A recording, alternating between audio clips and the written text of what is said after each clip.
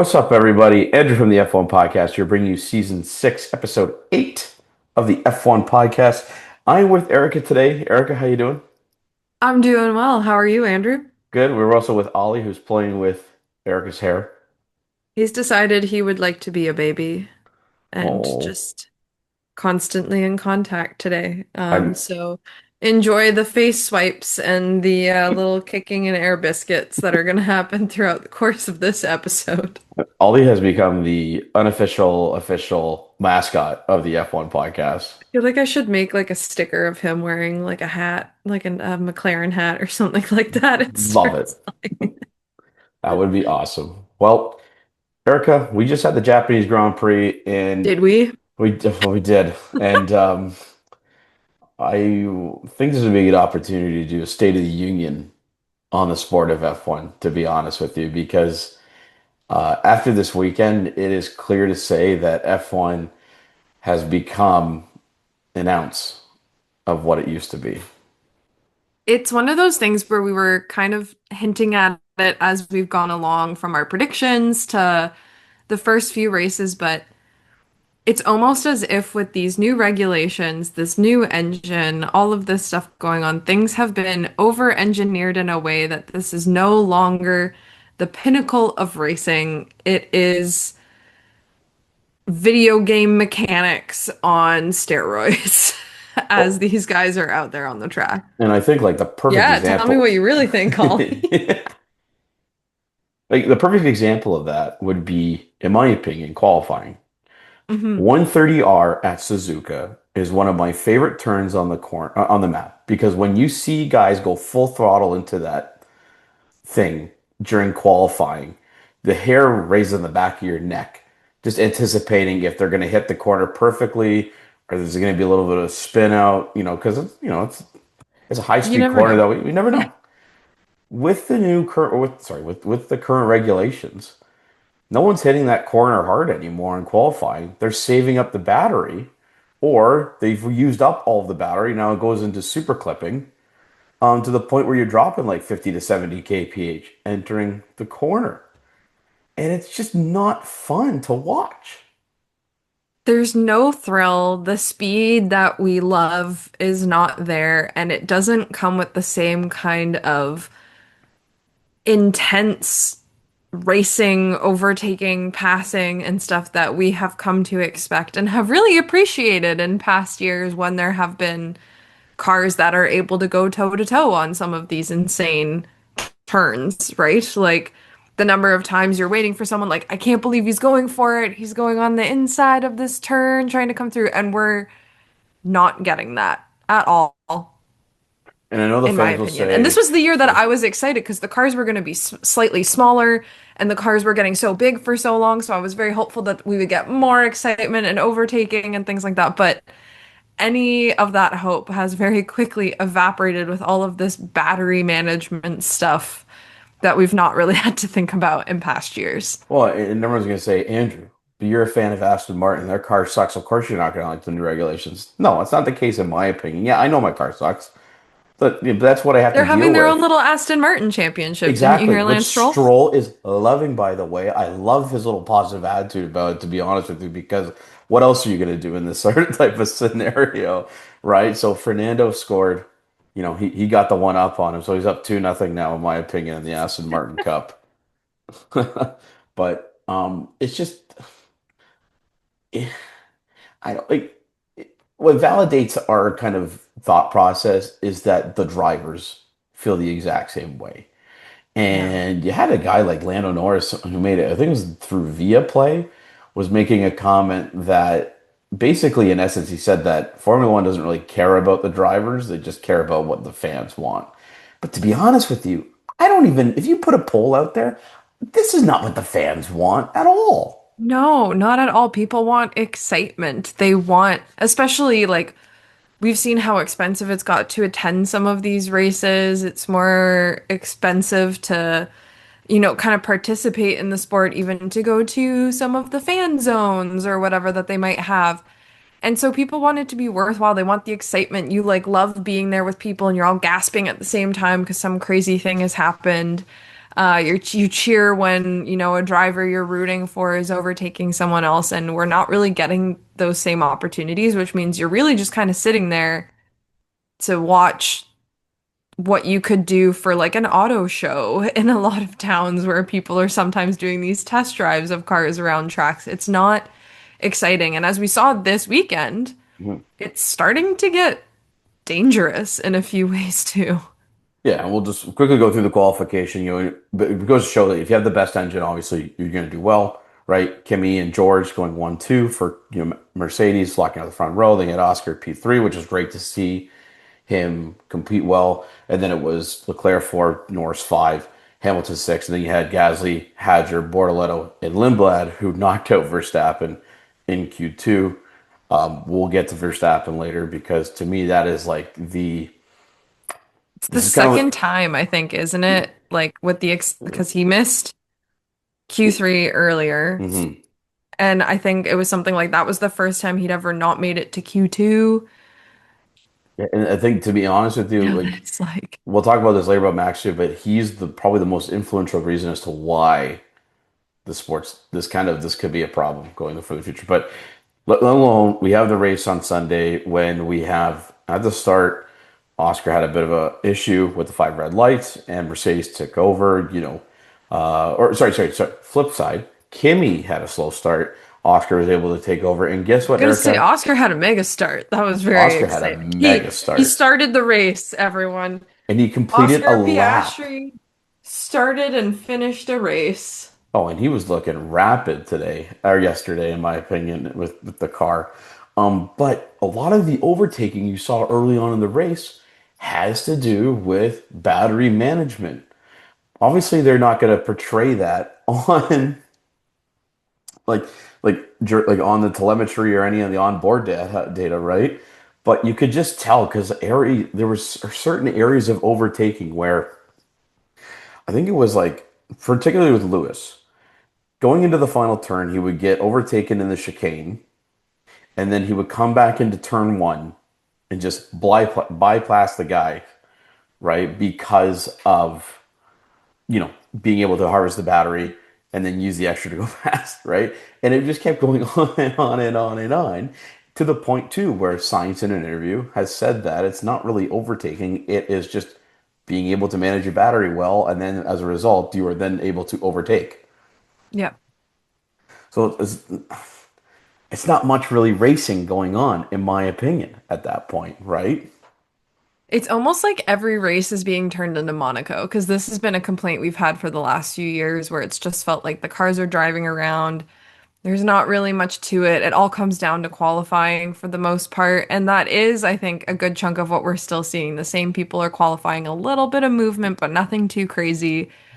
So it's not as exciting to watch as I think we would all like. Like when I think about, and I'm not going to the Montreal race this year as it stands, but we've sat near the hairpin, and the number of times we have seen some absolutely death defying, I might say, attempts at overtaking going into that hairpin turn because people want to brake at the last minute so they're not losing any speed going into this, trying to see if they can dive in on the inside if someone's not, braking at the right, most opportune time in order to overtake them. And they're trying to fly out of that as fast as possible.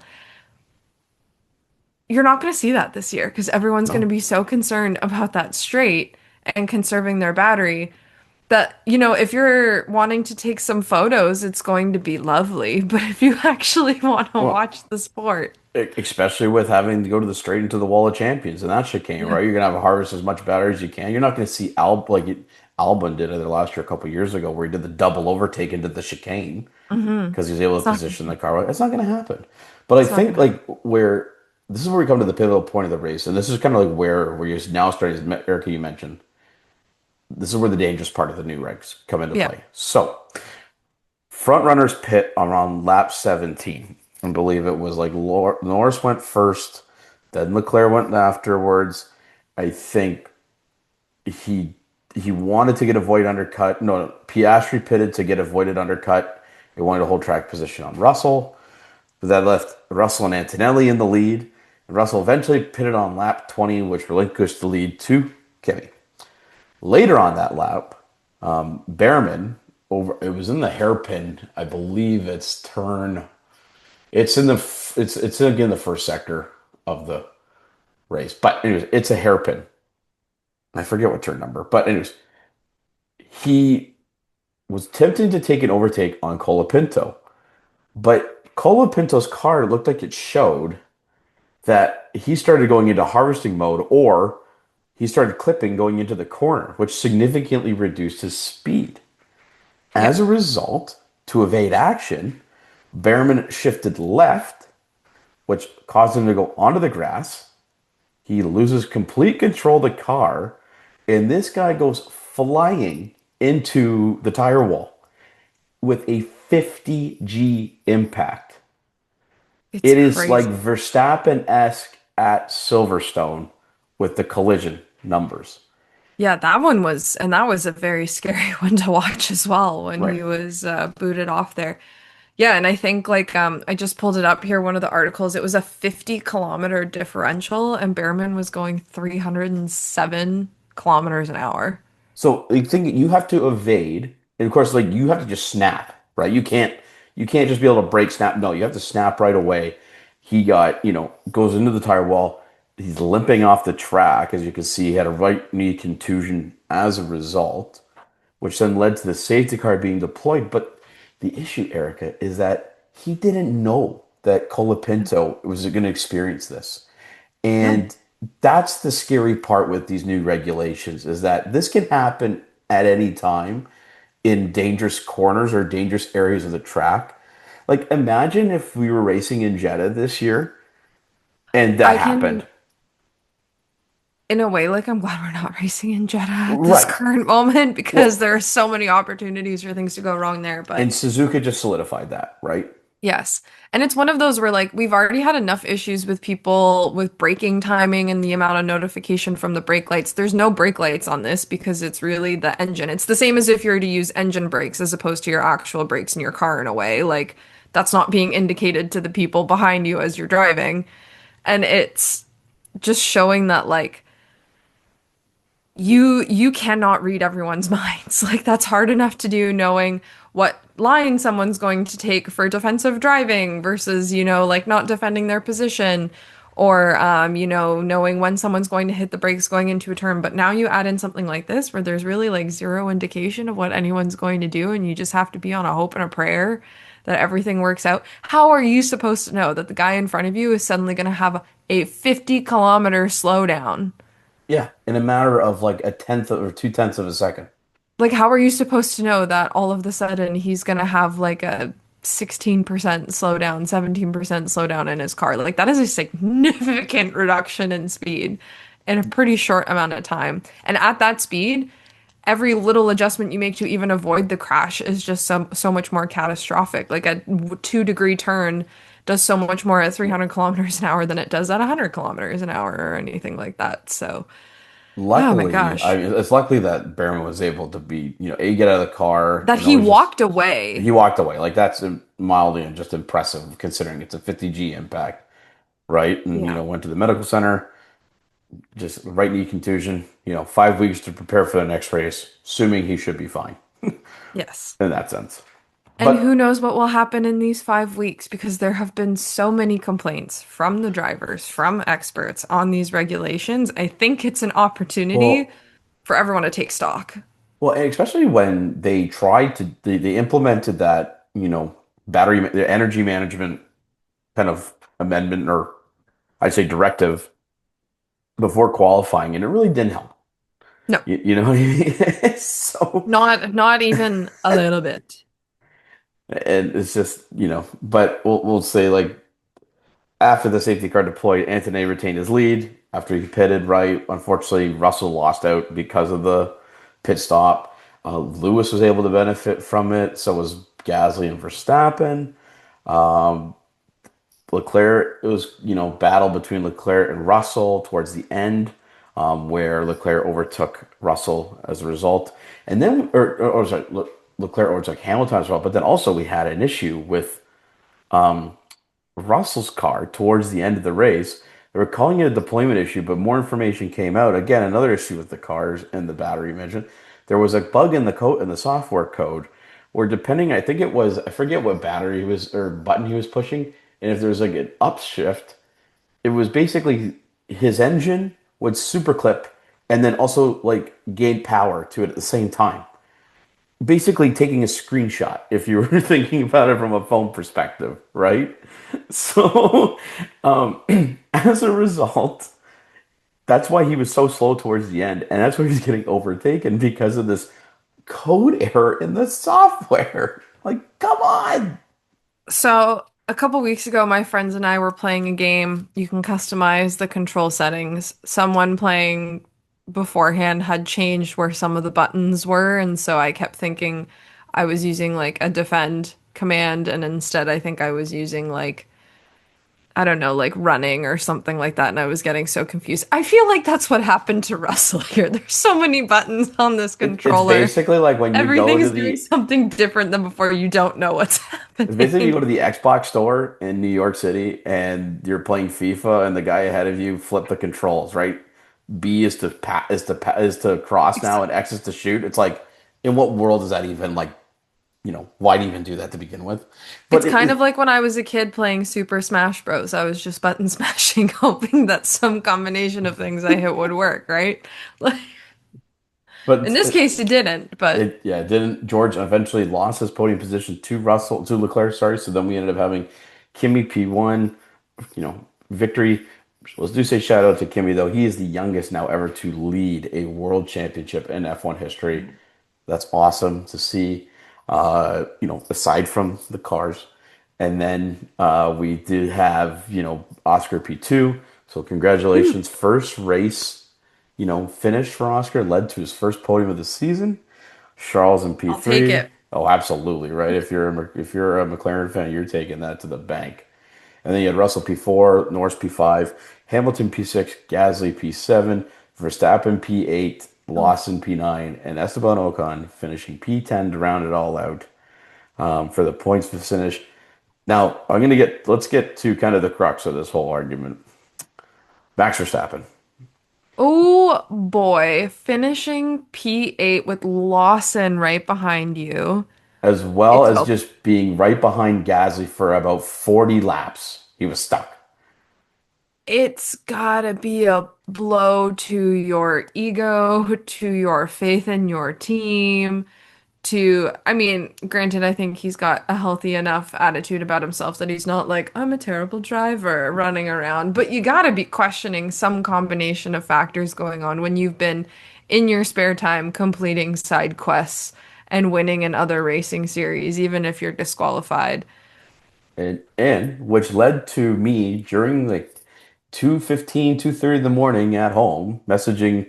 So we have a F1 chat with the Garden Bar and Bodega on WhatsApp.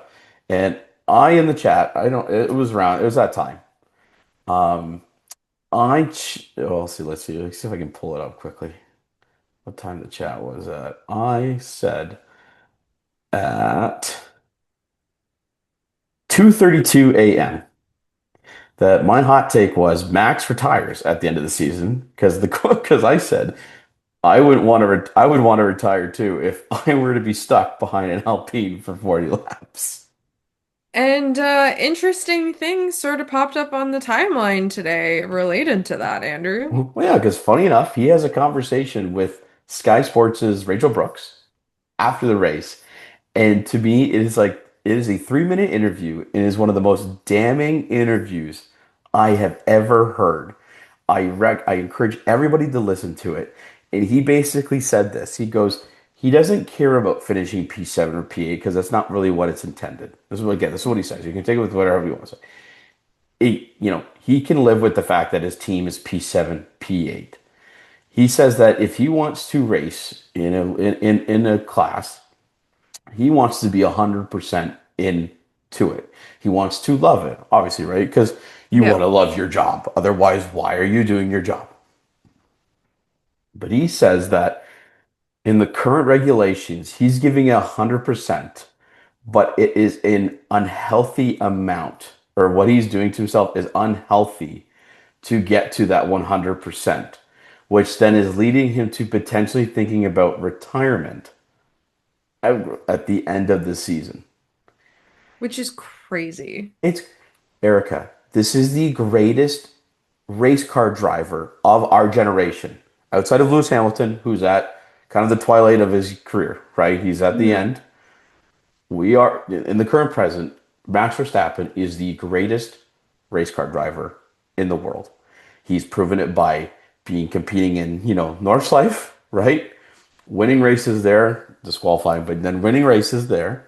He's won races in Formula One, and he's obviously wanting to go.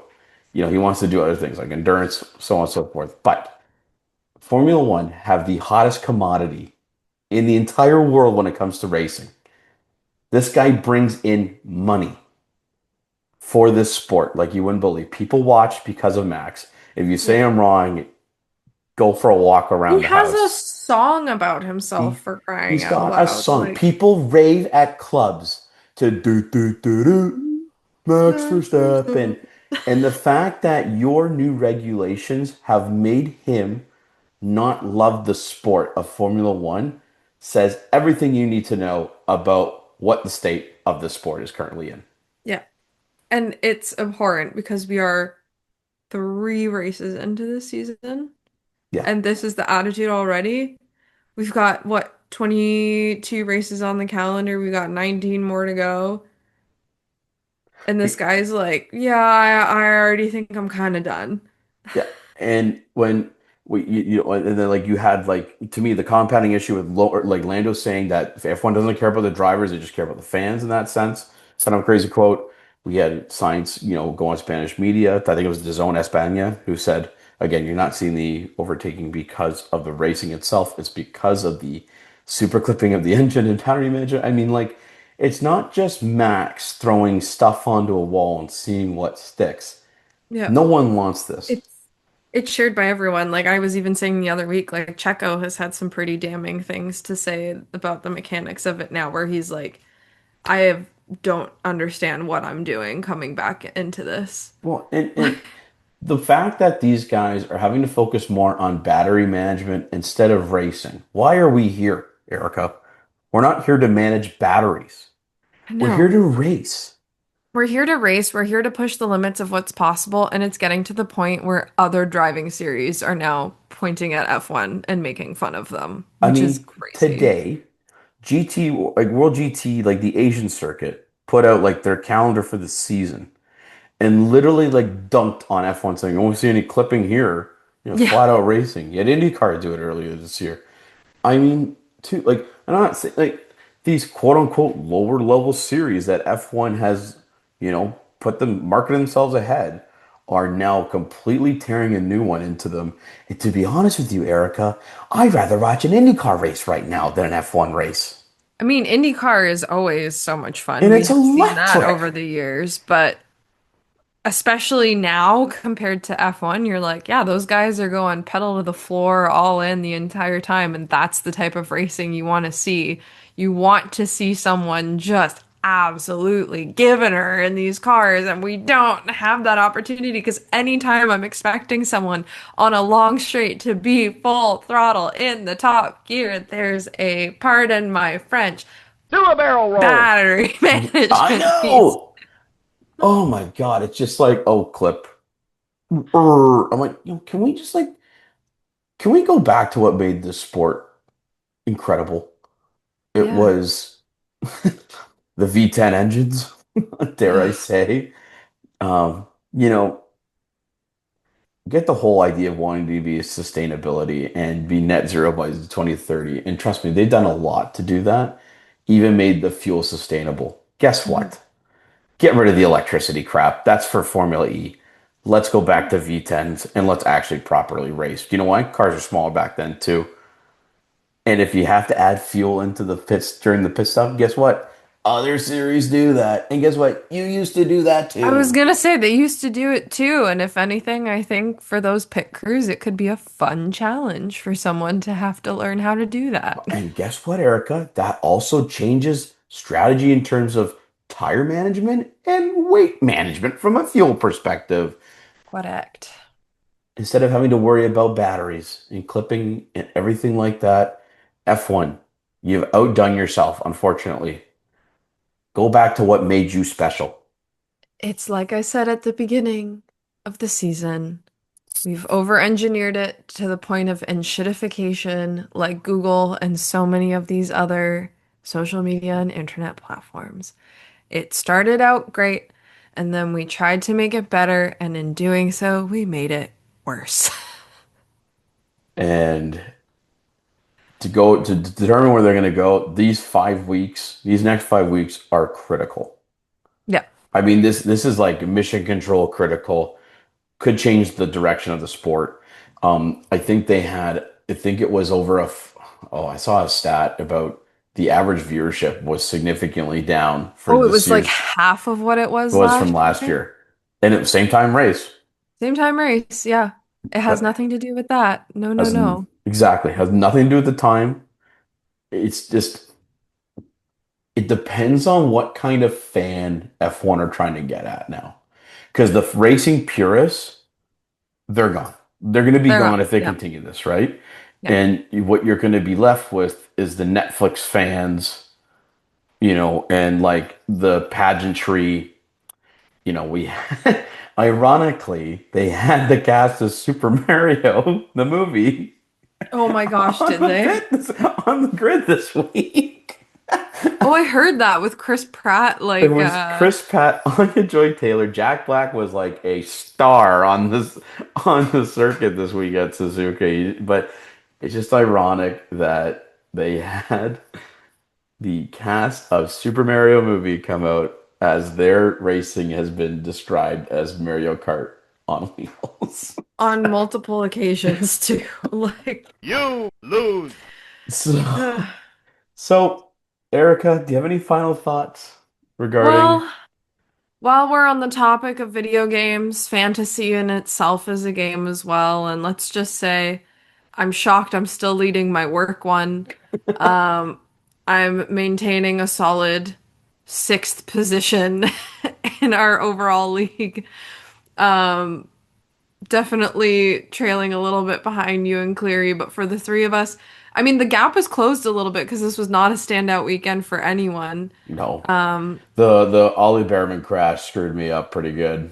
it did for me as well, but Jono is leading the charge with 684 points amongst the three of us. You are a little just shy of 30 points at 657 in second, and I am sitting at 626 Oh, okay. Hey, that's all in right. third place here. So, will I be taking these 5 weeks to think deeply on whatever it is I'm doing? Yes. Hmm. However, I need silly season in the form of car regulations and stuff changing in order for me to really adjust anything in my lineup because what the heck? Yep, I think I'm taking these next 5 weeks to, yeah, A, to like a fantasy, but B, I'm going to enjoy other series that are out there. IndyCar has a race April 19th.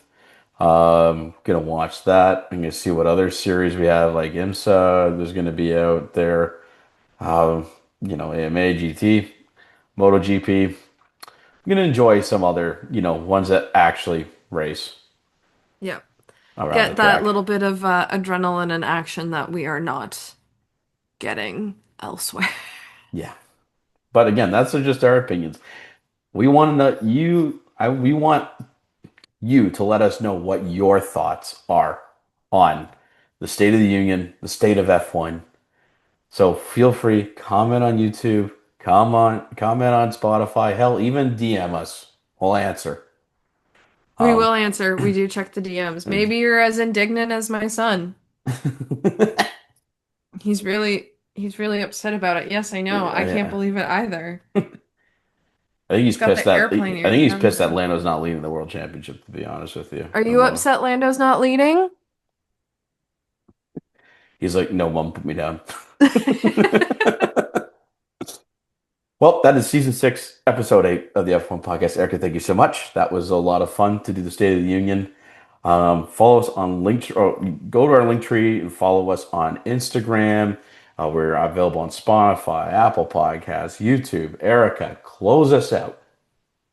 Thank you, everybody, for listening in. We are very excited to see what changes come because otherwise it's going to be a very boring rest of the season and we don't like it. So here we No. go into the unofficial spring break, and fingers crossed things get a little bit better.